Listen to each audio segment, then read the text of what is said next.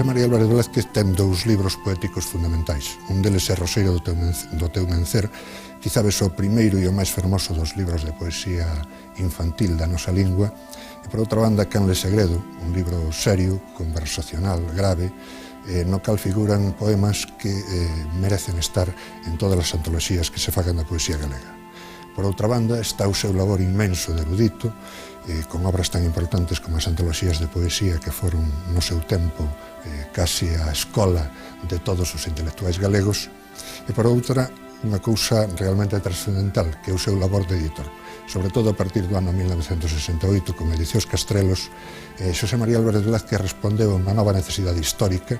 e popularizou dunha maneira inmensa o libro galego a través das coleccións O Moucho e Pombal,